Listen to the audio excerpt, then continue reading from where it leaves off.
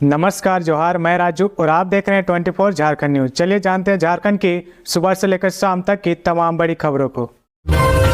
झारखंड में 67 केंद्रों पर 9 मार्च से मैट्रिक इंटर की कॉपियों की होगी जांच। मूल्यांकन केंद्रों पर बाहरी की नो एंट्री। झारखंड में जैक बोर्ड मैट्रिक व इंटर की उत्तर पुस्तिका का मूल्यांकन 9 मार्च से शुरू होगा। राज्य में 67 केंद्रों पर कॉपियों की जांच होगी। मैट्रिक की कॉपियों की जांच के लिए 36 व इंटर के लिए 31 केंद्र बनाए गए हैं। मूल्यांकन को लेकर जैक कार्यालय में सभी क्षेत्रीय शिक्षा संयुक्त उप निदेशक, संबंधित जिला के जिला शिक्षा पदाधिकारी व केंद्र निदेशक की बैठक हुई है। बैठक में जैक अध्यक्ष डॉक्टर अनिल महतो, उपाध्यक्ष डॉक्टर विनोद सिंह व सचिव SD तिग्गा समेत अन्य पदाधिकारी शामिल हुए। बैठक में परिशिक्षकों को एक दिन में 50 उत्तर पुस्तिका का मूल्यांकन करने का निर्देश दिया गया है। मूल्यांकन केंद्र में बाहरी व अनअधिकृत व्यक्ति का प्रवेश वर्जित रहेगा। मूल्यांकन कार्य सुबह 9 बजे से शाम 5 बजे तक होगा। परीक्षक को निर्धारित समय से 15 मिनट पूर्व केंद्र पर पहुंचने का निर्देश दिया गया है। मूल्यांकन केंद्रों में केंद्र निदेशक को छोड़कर सब परीक्षक द्वारा जांची गई कॉपियों में से 10% कॉपियों का मूल्यांकन प्रधान परीक्षक करेंगे। प्रधान परीक्षक सह परीक्षकों की कॉपियों के त्रुटि रहित मूल्यांकन व मार्क्स फाइल पर सही अंक अंकित कराना सुनिश्चित करेंगे। सब परीक्षक द्वारा अगर मूल्यांकन के दौरान किसी प्रश्न का मूल्यांकन छूट गया हो तो उसका मूल्यांकन प्रधान परीक्षक करेंगे। इस वर्ष से मार्क्स फाइल के प्रारूप में बदलाव किया गया है। मार्क्स फाइल OMR सेट आधारित होगी। उत्तर पुस्तिका के मूल्यांकन के क्रम में व्यापक स्तर पर सामान्य उत्तर या एक ही स्रोत के नकल किए जाने के अधिक मामले एक साथ सामने आने पर इसकी जानकारी जैक को देने को कहा गया है। उत्तर पुस्तिका का मूल्यांकन इस महीने के अंत तक पूरा करने को कहा गया है। रिजल्ट मई अंत तक जारी होने की संभावना है। मैट्रिक की परीक्षा में इस वर्ष लगभग 8 लाख परीक्षार्थी शामिल हुए थे। मैट्रिक व इंटर साइंस और कॉमर्स का रिजल्ट पहले जारी होने की संभावना है।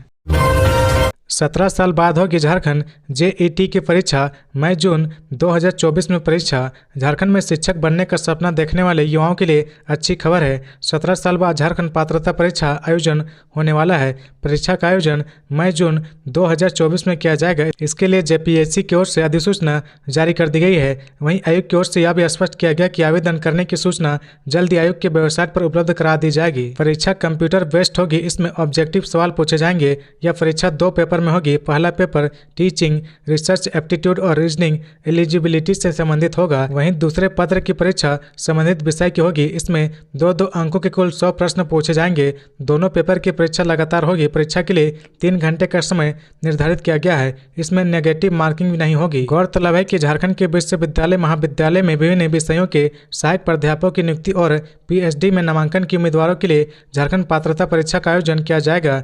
JPSC द्वारा इससे पहले साल 2007 में जेट का आयोजन किया गया था। हालांकि इस परीक्षा में अनियमितता की शिकायत की जांच अब भी CBI द्वारा की जा रही है। OBC आरक्षण, खतियान और सरना कोड को लेकर झामुमो ने राष्ट्रपति द्रौपदी मुर्मू से मांगा समय। 1932 खतियान आधारित स्थानीय नीति, सरना धर्म कोड और ST/SC OBC आरक्षण मामले को लेकर झामुमो अपने सहयोगी इंडिया गठबंधन के प्रतिनिधि मंडल के साथ राष्ट्रपति से मिलना चाहता है। झामुमो के महासचिव विनोद कुमार पांडे ने राष्ट्रपति द्रौपदी मुर्मू से मिलने के लिए समय की मांग करते हुए एक पत्र लिखा है। उन्होंने लिखा है कि झारखंड के 50 सदस्यीय प्रतिनिधिमंडल, जिसमें सांसद व विधायक भी होंगे, इस मुद्दे को लेकर राष्ट्रपति से मिलना चाहते हैं। विनोद कुमार पांडे ने कहा कि राष्ट्रपति से मुलाकात के क्रम में उन्हें मांगों से संबंधित ज्ञापन भी सौंपा जाएगा। इन मांगों में 1932 खतियान आधारित स्थानीय नीति, सरना धर्म कोड और ST/SC OBC आरक्षण के मुद्दे शामिल होंगे। उन्होंने कहा कि राष्ट्रपति से यथाशीघ्र समय देने का आग्रह किया गया है। पार्टी के महासचिव विनोद पांडे ने बताया कि स्थानीय नीति और आरक्षण बिल को राजभवन ने सुप्रीम कोर्ट का हवाला देते हुए लौटा दिया है। राजभवन की ओर से कहा गया कि यह नहीं हो सकता है। उन्होंने कहा कि यही वजह है कि अब हम राष्ट्रपति से अपील करेंगे, उन्हें ज्ञापन देकर उक्त मांगों को स्वीकृति प्रदान करने को कहेंगे।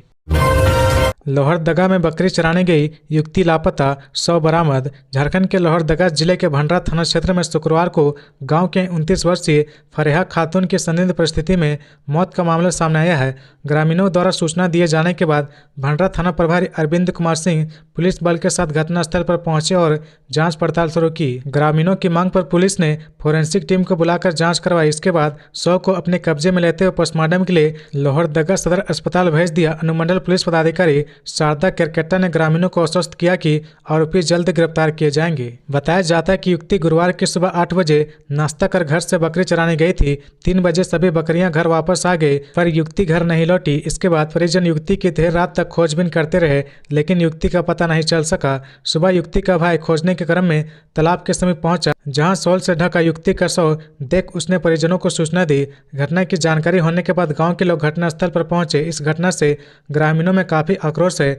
ग्रामीणों ने पुलिस से आरोपी के खिलाफ कड़ी से कड़ी कार्रवाई की मांग की है। फिलहाल मौत के कारण का खुलासा नहीं हो सका है।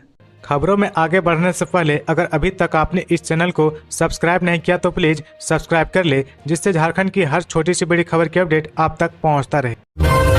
सीरम टोली फ्लाईओवर निर्माण में कई अड़चनें। रेलवे की अनुमति नहीं मिलने के कारण लटका है केबल स्टे ब्रिज का काम। सीरम टोली फ्लाईओवर निर्माण कार्य में अभी भी कई अड़चनें हैं। निवारनपुर से पटेल चौक तक केबल स्टे ब्रिज बनाने के लिए काम शुरू नहीं हो पा रहा है। इसके निर्माण के लिए रेलवे लाइन को क्रॉस करना है, पर अभी तक इसकी अनुमति रेलवे से नहीं मिली है। अनुमति के लिए राज्य के अफसरों ने रेलवे के अधिकारियों से बात की थी, आश्वासन भी मिला था। अब फिर से बात करके इस समस्या का हल निकाला जाएगा। रेलवे हर काम के लिए चरणवार अनुमति दे रहा। इसके तहत पाइपिंग करने, पिलर खड़ा करने, गार्डर और डेक स्लैब लगाने की अनुमति मिली थी। अब रेलवे लाइन के हिस्से में काम करने के लिए अनुमति चाहिए। यहाँ केबल स्टे ब्रिज बनेगा, जिससे होकर गाड़ियाँ रेलवे लाइन क्रॉस करेंगी। इसके पहले और बाद का सारा काम हो गया है, अब केवल केबल स्टे ब्रिज बनाना है। इससे में अनुमति का इंतजार किया जा रहा है। पथ निर्माण विभाग के इंजीनियरों ने बताया कि फ्लाईओवर निर्माण के लिए सारे महत्वपूर्ण कार्य हो गए हैं, केवल 2 महीने का ही काम बचा हुआ है। मैकन चौक और सीरम टोली चौक की ओर अप और डाउन रैंप भी लगभग तैयार है। केवल मौजूदा ओवरब्रिज और रेलवे लाइन के ऊपर केबल स्टे ब्रिज बनाना है। नक्सल प्रभावित क्षेत्रों में बोले डीसीएसपी, लोकसभा चुनाव में भयमुक्त होकर करें मतदान। लोकसभा चुनाव से पहले गिरिडीह जिले की पुलिस ने कम्युनिटी पुलिसिंग पर फोकस किया है। जिला प्रशासन और पुलिस प्रशासन की पूरी टीम अभी से मुस्तैद हो रही है। जगह जगह मतदाता जागरूकता अभियान चलाया जा रहा है। इसका उद्देश्य मतदान प्रतिशत को बढ़ाकर लोकतंत्र के महापर्व को सफल बनाना है। पुलिस और प्रशासन का कहना है कि लोग बढ़ चढ़कर लोकतंत्र के इस उत्सव में भाग ले, भयमुक्त माहौल में मतदान करें। इसी कड़ी में गिरिडीह पुलिस के द्वारा नक्सल प्रभावित मधुबन के छात्रों के उत्क्रमित मध्य विद्यालय में शुक्रवार को सामुदायिक पुलिसिंग अभियान के तहत जागरूकता अभियान चलाया गया। कार्यक्रम में गिरिडीह के डीसी नमन प्रियस लाकड़ा और एसपी दीपक कुमार शर्मा शामिल हुए। इस दौरान डीसी एसपी का ग्रामीणों ने पारंपरिक तरीके से स्वागत किया। स्कूली बच्चे ने स्वागत गीत गाकर अतिथियों का स्वागत किया। वहीं ग्रामीणों ने आदिवासी गीत संगीत के माध्यम से डीसी एसपी का स्वागत किया। कार्यक्रम को संबोधित करते हुए डीसी नमन प्रियस लाकड़ा और एसपी दीपक कुमार शर्मा ने ग्रामीणों से लोकतंत्र के इस महापर्व में निर्भीक होकर शामिल होने की अपील की है। महाशिवरात्रि पर बाबा मंदिर में श्रद्धालुओं का सैलाब, 5000 कार्ड जारी करने से मची अफरा तफरी। महाशिवरात्रि पर शुक्रवार को बाबा नगरी देवघर का दृश्य देखते ही बन रहा था। सुबह 3:05 में बाबा बैद्यनाथ के मंदिर का पट खुला। सबसे पहले कांचा जल पूजा हुई। इसके बाद 4:35 में आम भक्तों ने पूजा अर्चना शुरू की। महाशिवरात्रि के मद्देनजर उपायुक्त शाह, जिला दंड अधिकारी विशाल सागर ने B Ed college, Tiwari Chowk, Q complex, Nehru park, Shivram Jha Chowk के अलावा मंदिर के आसपास के क्षेत्रों का अवलोकन कर विधि व्यवस्था और श्रद्धालुओं की सुविधा की जानकारी ली। उपायुक्त ने श्रद्धालुओं के साथ बातचीत कर उनके साथ बोल बम के नारे भी लगाए। श्रद्धालुओं का उत्साह बढ़ाते हुए उपायुक्त ने उन्हें बताया कि जिला प्रशासन की ओर से उनके लिए कई तरह की सुविधाएं मुहैया कराई जा रही है। सुबह सुबह रूट लाइन के निरीक्षण के क्रम में उपायुक्त ने मेला क्षेत्र में प्रतिनियुक्त पुलिस के जवानों व दंडा अधिकारी की टीम को जरूरी निर्देश भी दिए। कहा कि रूट लाइन, बाबा मंदिर व उसके आसपास के क्षेत्रों में विशेष निगरानी की जाए। किसी भी सूरत में भाग दौड़ कोई न कर पाए, सभी भक्त कतारबद्ध होकर सुगम तरीके से जलार्पण कर सके, ऐसी व्यवस्था करें।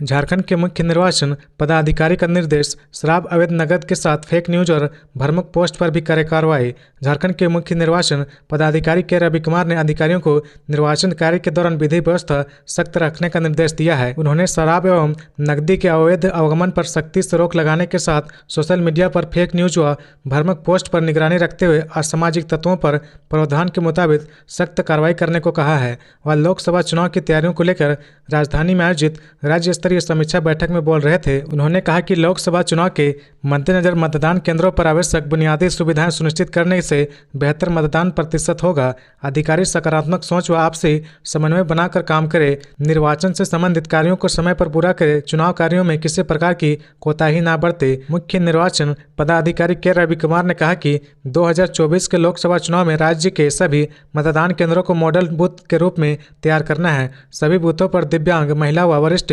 मतदाताओं की सहायता के लिए समुचित व्यवस्था सुनिश्चित होनी चाहिए। गर्मी के मौसम को देखते हुए सभी मतदान केंद्रों पर शेड व पेयजल की व्यवस्था अनिवार्य रूप से होनी चाहिए। शहरी मतदाताओं के लिए मतदान केंद्रों के पास पार्किंग की व्यवस्था भी करें। मतदान केंद्रों पर बेहतर व्यवस्था करने वाले BLO को सम्मानित कर दूसरों को भी प्रोत्साहित करें। झारखंड हाईकोर्ट ने सरकार से पूछा, लोकायुक्त, सूचना आयोग सहित अन्य आयोग में अब तक नियुक्ति क्यों नहीं। झारखंड हाईकोर्ट ने राज्य सूचना आयोग में सूचना आयुक्तों की नियुक्ति को लेकर अवमानना याचिका सहित अन्य जनहित याचिकाओं पर एक साथ सुनवाई की।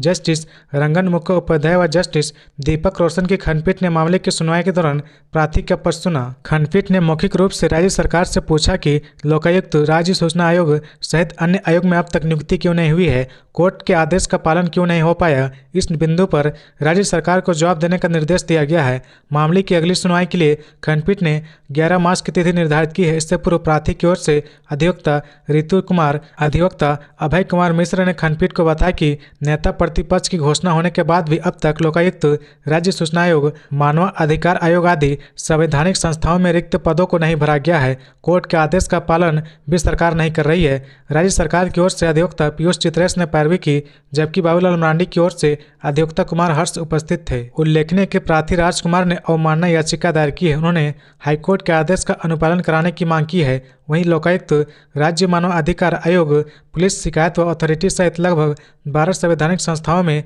अध्यक्ष व सदस्यों का पद खाली है। इन पदों को भरने को लेकर एडवोकेट एसोसिएशन व अन्य की ओर से अलग अलग जनहित याचिका दायर की गई है। राज्य मानव अधिकार आयोग, पुलिस शिकायत अथॉरिटी सहित लगभग 12 संवैधानिक संस्थाओं में अध्यक्ष व सदस्यों के पद खाली है। इन पदों को भरने को लेकर एडवोकेट एसोसिएशन व अन्य की ओर से अलग अलग जनहित याचिका दायर की गई है, जिसकी सुनवाई साथ साथ हो रही है। रांची नगर निगम की अनुमति के बिना चल रहे वाटर बॉटलिंग प्लांट पर होगी कार्रवाई। रांची नगर निगम की अनुमति के बिना शहर के गली मोहल्लों में चल रहे वाटर बॉटलिंग प्लांट पर कार्रवाई की जाएगी। इसके लिए निगम वाटर सप्लाई मॉनिटरिंग कमेटी का गठन करेगी। कमेटी के सदस्य शहर के हर गली मोहल्ले में घूम घूम कर यह देखेंगे कि किन प्लांटों ने नगर निगम से NOC लिया है। जिनके पास NOC नहीं होगी उस पर कार्रवाई की जाएगी। उक्त आदेश प्रशासक अमित कुमार ने दिया है। प्रशासक ने कहा कि वाटर बॉटलिंग प्लांट के अलावा निगम की टीम अवैध वाटर कनेक्शनों की भी जांच करेगी। ऐसे लोगों से जुर्माना भी वसूला जाएगा जिन घरों में वैध कनेक्शन है लेकिन उन्होंने वाटर मीटर नहीं लगाया। ऐसे घरों में निगम की टीम मीटर लगाने का काम करेगी। बैठक में उप प्रशासक अनवर हुसैन, निगम वाटर बोर्ड के अभियंता PhD 18 महीने में बनकर तैयार हो जाएगा मानगो फ्लाईओवर। चंपेश्वरन और बन्ना गुप्ता ने किया निरीक्षण। पूर्वी सिंहभूम के जिला मुख्यालय जमशेदपुर के मानगो में फ्लाईओवर का निर्माण गुरुवार से शुरू हुआ। मुख्यमंत्री चंपेश्वरन ने कार्यस्थल का निरीक्षण किया। इस दौरान उन्होंने आश्वासन दिया कि तीव्र गति से इस कार्य को पूरा किया जाएगा ताकि मानगो के साथ ही पूरे शहर के लोगों को हर दिन लगने वाले जाम से मुक्ति मिल सके। पूर्व मुख्यमंत्री हेमंत सोरेन ने इस फ्लाईओवर का शिलान्यास किया था। निरीक्षण के दौरान मंत्री बन्ना गुप्ता ने कहा कि मानगो के लोगों की वर्षों पुरानी मांग को पूरा किया गया है। 252 करोड़ रुपए की लागत से EPC मोड में फ्लाईओवर को बनाया जाएगा। इसका निर्माण कार्य गुजरात की दिनेश चंद्र अग्रवाल और इरबा इस्कॉन की ज्वाइंट वेंचर कंपनी करेगी। यह फ्लाईओवर 3.4 किलोमीटर लंबा होगा। फ्लाईओवर का डिजाइन कंपनी ने स्वयं तैयार किया है। मानगो के डिमना रोड और पुरुलिया रोड की तरफ से कंपनी के कर्मचारी और अधिकारियों ने लेवलिंग का काम शुरू किया है। पथ निर्माण विभाग के इंजीनियरों ने बताया कि 18 महीने के अंदर फ्लाईओवर का निर्माण पूरा कर लिया जाएगा। मंत्री बन्ना गुप्ता ने मीडिया को संबोधित करते हुए कहा कि फ्लाईओवर का निर्माण उनका ड्रीम प्रोजेक्ट और मानगो की जनता से किया गया वादा था जिन्हें उन्होंने पूरा किया। उन्होंने कहा कि कई लोगों ने विभिन्न तरीकों से इसमें व्यवधान डालने की कोशिश की है। झारखंड से उड़ीसा जा रही बारातियों से भरी पिकअप पलटी, 3 की मौत। झारखंड से उड़ीसा जा रही एक बाराती गाड़ी दुर्घटना का शिकार हो गई। इस घटना में 3 लोगों की मौत हो गई, वहीं 8 से अधिक लोग घायल होने की सूचना है। घायलों को राउरकेला के एक अस्पताल में भर्ती कराया गया। गौरतलब है कि गुरुवार देर रात पश्चिम सिंहभूम से उड़ीसा के लिए बारात निकली थी। बाराती मैक्स पिकअप में सवार थे, तभी यह दुर्घटना हुई। मिली जानकारी के अनुसार पश्चिमी सिंहभूम के गोयलकेरा स्थित वन पोसेता के गोरई सरदार के बेटे गणेश सरदार की बारात उड़ीसा के लाठी काटा से निकली थी। 12-15 की संख्या में सभी बाराती हंसी खुशी गाते बजाते जा रहे थे, तभी पिकअप वैन पलट गई। बताया जा रहा है कि बारातियों के गंतव्य स्थान पहुंचने से पहले ही यह दुर्घटना हुई। जिस जगह पर दुर्घटना हुई वह लाठी काटा इलाका उड़ीसा में पड़ता है। घायलों को स्थानीय लोगों की मदद से राउरकेला के एक अस्पताल में भर्ती कराया गया। सीएम चंपा सोरेन का भाजपा पर प्रहार, डबल इंजन सरकार ने झारखंड को केवल लूटा है। मुख्यमंत्री चंपा सोरेन ने गुरुवार को मानगो के बालीगुम्मा में 67 करोड़ की लागत से बनने वाली झारखंड सरकार के मेधा डायरी प्लांट का शिलान्यास किया। गंजिया बराज में 684 करोड़ रुपए की 84 विकास योजनाओं का शिलान्यास का उद्घाटन किया। इसमें 328 करोड़ की लागत से 73 योजनाओं का शिलान्यास और करीब 356 करोड़ से तैयार 11 योजनाओं का उद्घाटन शामिल है। मौके पर सीएम चंपा सोरेन ने कहा कि भाजपा की डबल इंजन वाली सरकार ने झारखंड में लंबे समय तक राज किया, लेकिन जन उपयोगी योजनाओं को धरातल पर लाने के लिए काम नहीं किया। इसलिए राज्य की जनता ने उसे सत्ता से बेदखल करने का काम किया है। कोल्हन की धरती पर भाजपा एक भी विधानसभा सीट पर काबिज नहीं हो पाई है। आगामी लोकसभा और विधानसभा चुनाव में जनता फिर से भाजपा को बेदखल करने का काम करे। लोकसभा चुनाव में झारखंड से भाजपा एक भी सीट नहीं जीत पाएगी। उन्होंने कहा कि भाजपा के कार्यकाल में झारखंड को केवल लूटने का काम किया गया है। यहाँ की खनिज संपदा को बेचकर दिल्ली और गुजरात के लोगों ने अपना खजाना भरने का काम किया, लेकिन हमारी गठबंधन की सरकार जो वादा करती है उसे धरातल पर अमली जामा पहनाने का काम करती है। इस महीने से चालू हो जाएगा झारखंड का पहला इथेनॉल प्लांट, मक्का के किसानों को मिलेगा फायदा। रामगढ़ जिले के गोला में बन रहे राज्य के पहले इथेनॉल प्लांट से सितंबर 2024 से उत्पादन होने लगेगा। इनलैंड ग्रीन एनर्जी नामक कंपनी 480 करोड़ की लागत से प्लांट का निर्माण कर रही है। गुरुवार को प्रोजेक्ट भवन में उद्योग विभाग व इनलैंड ग्रीन एनर्जी के बीच इथेनॉल पॉलिसी 2022 के तहत MOU पर साइन किया गया है। इनलैंड के ED नवीन सोनामी और उद्योग सचिव जितेंद्र सिंह ने MOU पर साइन किया है। MOU के अनुसार इस प्लांट से प्रतिदिन 350 किलोलीटर एथेनॉल बनाया जाएगा। साथ ही 15 मेगावाट क्षमता के कैप्टिव पावर प्लांट भी लगाया जाएगा। एथेनॉल मक्का व चावल के टुकड़ों से बनाए जाएंगे। कंपनी द्वारा सीधे किसानों से मक्के की खरीदारी की जाएगी। MOU के मौके पर उद्योग मंत्री सत्यानंद भोक्ता ने कहा कि झारखंड खनिज संपदा से परिपूर्ण राज्य है। एथेनॉल प्लांट से किसानों को प्रत्यक्ष रूप से फायदा होगा। इनलैंड के ED नवीन सोनामी ने कहा कि किसानों से उचित मूल्य पर मक्के की खरीदारी की जाएगी ताकि उनको लाभ मिले। उद्योग सचिव जितेंद्र सिंह ने कहा कि राज्य में 5 इथेनॉल प्लांट स्थापित किए जा रहे हैं। उद्योग निदेशक सुशांत गौरव ने कहा कि इस प्लांट के लगने से राज्य के मक्का किसानों को लाभ होगा और मक्के की मांग बढ़ेगी। व्हाट्सएप पर पसंदीदा उम्मीदवार का नाम मांग रही कांग्रेस धनबाद लोकसभा सीट के लिए पसंदीदा उम्मीदवार का नाम व्हाट्सएप पर मांग रही है। दरअसल झारखंड कांग्रेस के प्रभारी गुलाम अहमद मीर ने धनबाद के बेकार बांध में गुरुवार को समन्वय समिति की बैठक की, जिसमें लगभग 250 कांग्रेस के पदाधिकारी शामिल हुए। इस दौरान प्रभारी ने कहा कि पसंदीदा उम्मीदवार का नाम व्हाट्सएप पर दे। प्रत्याशी का चुनाव करने के लिए पार्टी सर्वे भी कराएगी। समन्वय समिति के फीडबैक को भी शामिल कर प्रत्याशी का अंतिम चयन किया जाएगा। बता दें कि बैठक को प्रभारी गुलाम अहमद मीर ने संबोधित किया और अंत में सदस्यों से व्हाट्सएप पर नाम मांगा गया है। बैठक में उपस्थित सभी सदस्यों ने बारी बारी से अपने सुझाव रखे। इस दौरान प्रदेश प्रभारी गुलाम अहमद मीर ने हॉल में उपस्थित समन्वय समिति के सदस्यों से 5 मिनट का समय देते हुए व्हाट्सएप पर SMS के जरिए प्रत्याशी के नाम मांगे। उन्होंने बताया कि धनबाद लोकसभा सीट के लिए कांग्रेस प्रत्याशी का चयन महत्वपूर्ण है और समिति से ध्यानपूर्वक चुनेगी। हालांकि अंतिम निर्णय आला कमान का होगा। तो ये थी आज की झारखंड की टॉप बड़ी खबरें। इसी तरह झारखंड की हर छोटी सी बड़ी खबर देखने के लिए आप हमारे चैनल 24 झारखंड न्यूज को सब्सक्राइब करके बेल आइकन प्रेस कर ले, जिससे झारखंड की हर छोटी सी बड़ी खबर की अपडेट आप तक पहुंचता रहे। तो आज के लिए बस इतना ही। हमें दीजिए इजाज़त, फिर मिलते हैं नेक्स्ट न्यूज में।